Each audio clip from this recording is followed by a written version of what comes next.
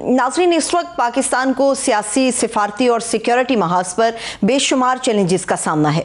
एक तरफ मगरबी सरहद पर अफगान सरजमीन से दहशतगर्दी के बढ़ते हुए वाक़यात हैं और इसी वजह से पाकिस्तान और अफगानिस्तान में कशीदगी अपनी इंतहा को छू रही है, तो दूसरी तरफ अंदरूनी मुल्क सियासी मंजरनामा भी किसी तूफान से कम नहीं है।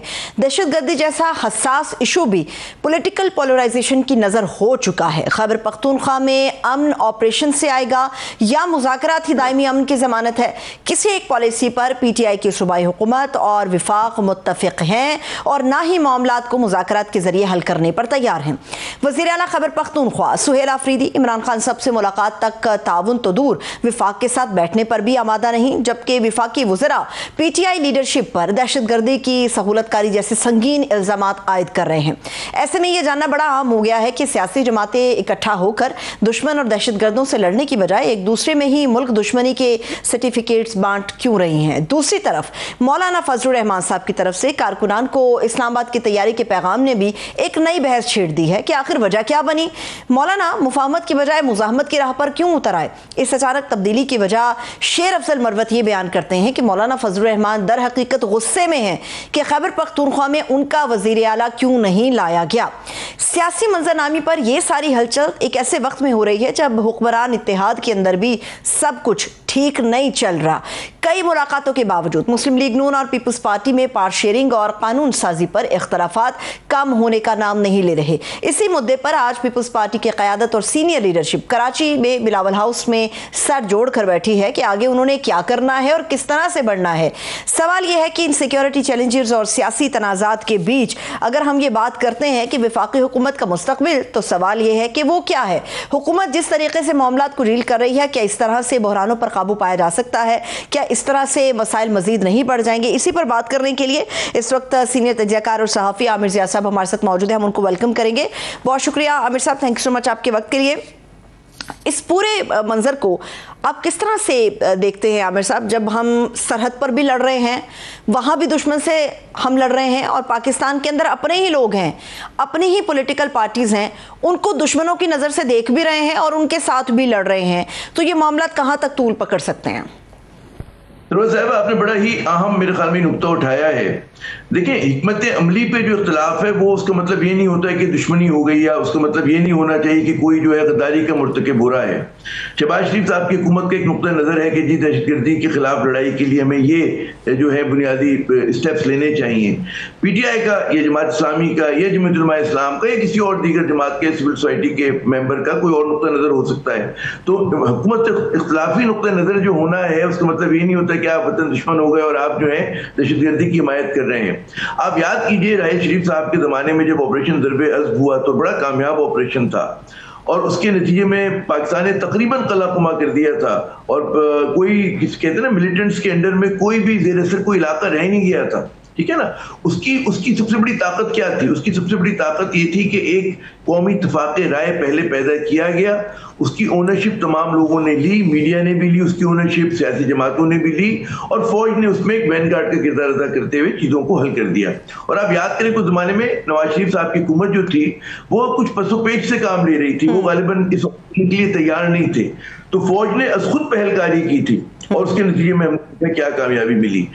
इस मरतबा हम देखते हैं कि भारत से जब हम लड़ने जाते हैं तो एक पूरी कौमी यकजहती का हमको मुजाहरा देखने को मिलता है, लेकिन दहशतगर्दी को किस तरह से टैकल करना है, अफगानिस्तान के साथ हमारे किस तरह के मतलब ताल्लुकात होने चाहिए, उनके साथ जो है तसादुम जो है उससे बहुत सारे पाकिस्तानी खुश नहीं है, अफगानिस्तान में भी लोग दुखी होंगे, तो उसमें एक इख्तिलाफ राय पाया जाता है। उस इख्तिलाफ राय को जो हल करना है वो बुनियादी तौर पर हुकूमत की जिम्मेदारी है कि लोगों को बिठाए, एतमाद साजी करे। सबसे इसमें अहम दो सूबे हैं, केपी और बलूचिस्तान। वहाँ की क़यादत सिर्फ हुकूमती को नहीं, जो उनके और सिविल सोसाइटी के मेंबर्स हैं, इस्लाम की जमातें, उनको लें ताकि आपको ओनरशिप हो। अब यहाँ पर एक नए चीफ मिनिस्टर है, बड़ी अच्छी बात की शहबाज शरीफ साहब ने उनको फोन किया, लेकिन भाई अगर उनको मिलने देते इमरान खान से तो क्या रिश्ता जेल में। एक छोटा सा स्टेप है। आप मुझे बताइए, आपको भी पता होगा, जरदारी साहब जेल में होते तो उनसे मिलना पूरा हजूम जाया करता था, पीपल्स पार्टी के आया करते थे, ठीक है ना, टोक नहीं होती थी। कराची जेल में खुद इन गुनाहगार आंखों ने देखा है, ये नवाज शरीफ साहब को हमने देखा है। तो बात ये होती है कि फौजी द्वार के अंदर तो बाज़-औक़ात कतगन होते हैं, लेकिन जब जमहूरी वो होता है, गवर्नमेंट्स होती है, उसमें इस तरह की चीजें नहीं होती हैं। तो बिला वजह का जो मैं समझता हूँ कि ज्यादा मैं तनकीद करूंगा हुकूमत पे करूंगा, क्योंकि उसके पास इख्तियार और ताकत है, वो जो है इसकी आंच को कम कर सकती है महाजराई की, लेकिन वो नहीं कर रहे। लेकिन तो आमिर साहब, माजरत आपको मैं रोक रही हूँ, आपने जिस तरह से बताया, भारत की एग्जांपल दी, बिल्कुल ये बात सच है कि जो हुकूमत के मुखालिफ भी थे, जिनके इख्तलाफात भी थे, वो भी उसे एक सफ के अंदर खड़े हुए और भारत को मुंह तोड़ जवाब देने में अपना किरदार अदा किया। जो सोशल मीडिया के जरिए कर सकता था उसने इस तरीके से किया, जो बाय हैंड आके कर सकता था उन्होंने इस तरीके से किया।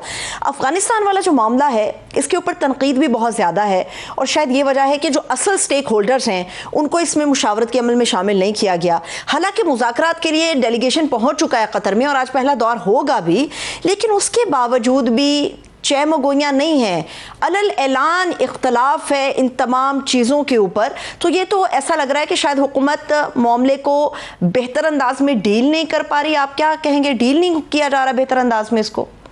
देखिए, जब भी कॉन्फ्लिक्ट होता है उसमें एक तो मैसेजिंग कैसे आप करते हैं। हाँ। अब यहाँ पे बड़े एक मज़ाक़ खेज़ बात है कि जिस तरह के हमारे वज़ीर दिफा ने बयान दिए कि अफगानिस्तान फरामोश हैं और पता नहीं क्या है, फलां ढिमका है, तो ये चीज़ की मसलों को हल करने वाली नहीं होती है। पाकिस्तान एक मैच्योर रियासत है, हमारी खारजा पॉलिसी बड़ी मुतवाज़िन रही है।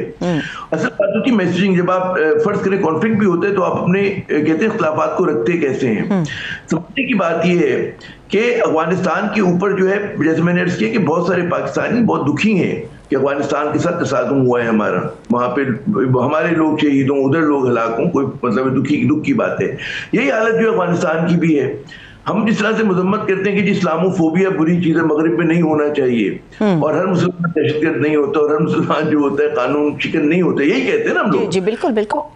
तो उसी तरह अफगान फोबिया भी उतनी ही बुरी चीज़ है कि नहीं है कि आप कहें जी तमाम अफगानों को आप कहना शुरू कर दें, जबकि ये जानते हुए कि वही कबीले, आधे कबीले जो है वो ड्यूरल लाइन के हमारी तरफ हैं, पाकिस्तान में रहते हैं, ठीक है ना, बाकी वो उधर हैं, डिवाइडेड खानदान है, तकसीम किए हुए खानदान है। तो बहुत बड़ी तादाद जो है, आप अपने लोगों पर तनकीद करें, आपको ये जबान जेब नहीं देती, दिल दुखाने वाली बात है। तो ये मौलजत डिप्लोमेसी जो होती है पाकिस्तान को आगे नहीं लेके जा सकती। तो एक होता है कि आप बिल्कुल दहशतगर्दी के खिलाफ लड़ाई में सब पाकिस्तानी साथ हैं, किसी भी सूबे से कोई भी जबान बोलते हो, किसी भी, लेकिन हमारे जो हुक्मरान है वो उस लड़ाई की तशरीह कैसे कर रहे हैं, ये बहुत बड़ा सवाल है। तो मैं कहूंगा हमारे यहाँ ख्वाजा आसिफ जैसे लोगों ने बड़ा एक मैच्योरिश उनका एक स्टेटमेंट थे उनके नहीं करने। और आप मैं फिर कहूंगा कंसेंसस बिल्डिंग की जरूरत है अफगानिस्तान के साथ। अब बड़े मजे का खेल बात है, आप उसकी बुराइयां कर रहे हैं, अफगानिस्तान के महाजिरीन को निकाल रहे हैं। आप हमारा मिसाइल प्रोग्राम है, मैं भी कहीं और भी कह रहा था कि मिसाइल प्रोग्राम है, अब्दाली मिसाइल किसके नाम पर है? गौरी, गजनवी, बाबर, ये पाकिस्तान के भी हीरो हैं, ये पाकिस्तान की तारीख के भी हीरो हैं, ठीक है ना। और ये हमारा मिसाइल प्रोग्राम पाकिस्तान का फख्र है। हमारे लिए आमिर साहब, हमारे लिए जो सबसे बड़ी हैरान कुन या मैं कहूँगी अचंभे की बात है वो ये है कि जब ख्वाजा आसिफ साहब की या दीगर वज़रा की बात करते हैं, ठीक है किसी हद तक उनकी तनकीद जायज़ है, मगर सभी को एक ही तराजू में तोल दिया जाए ये मेरे ख्याल में कुछ जायज़ नहीं होगा। लेकिन कौमी इत्तेफाक राय में जो बड़ा हम किरदार अदा कर सकते हैं वो हमारे वो ज़ीरक सियासतदान हैं जिन्होंने पाकिस्तान की सियासत में अपना किरदार अदा किया है। उसमें मौलाना फजलुर रहमान साहब हैं, उनको साथ लेकर बैठा जा सकता था। मियां नवाज शरीफ साहब जो हैं वो इस पेज पर आ सकते थे। जो इस किस्म के बयानबाजी है जो दोनों ममालिक में इख्तलाफ की बुनियादी वजह भी बन सकती है या इसको तूल भी दे सकती है, उसको रोकने में भी अपना किरदार अदा कर सकते थे। लेकिन मुझे बदकिस्मती से कहना पड़ता है कि इस मामले में ना तो मियां नवाज शरीफ साहब का कोई किरदार हमें फिलहाल नजर आ रहा है, और मौलाना साहब तो इस फैसले के खिलाफ इस हद तक चले गए हैं कि उन्होंने 2 रोज पहले ऐलान कर दिया कि हमारे मुतालिबात में यह भी शामिल है कि मिसहैंडल किया जा रहा है और हम इस्लामाबाद की तरफ आ जाएंगे अपने वर्कर को लेके। तो ऐसा लगता है कि हर चीज जो है वो मिसमैच हो गई है एक दूसरे के साथ।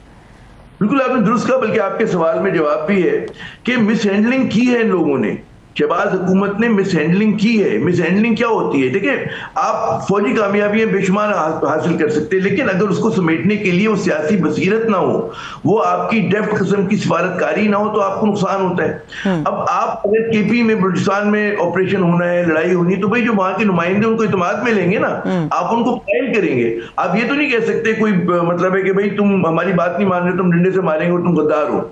हिकमत अमली पे जो फर्क होता है, मेरे आप में इख्तिलाफ हो सकता है, इसका मतलब ये नहीं है कि हम में से गद्दार हो गया। हम तो पाकिस्तानी है, हम बस हमारा तरीक़ेकार मुख्तलिफ है एक दूसरे से, तो आप कायल कर लें, गुफ्तगू कर लें हमारे साथ बैठकर। तो ये होता है, इन लोगों ने एक कहते हैं ना बुलडोज जब आप करते हैं, जमहूरियत के अंदर मेजोरिटेरियनिज्म नहीं होता, जमहूरियत इंक्लूसिव होने का नाम है। आप माइनॉरिटी भी शामिल करते हैं ताकि उन चीजों की ओनरशिप हो। आप वहां की सिविल सोसाइटी को बलूचिस्तान की, KP की क्यों नहीं शामिल करते?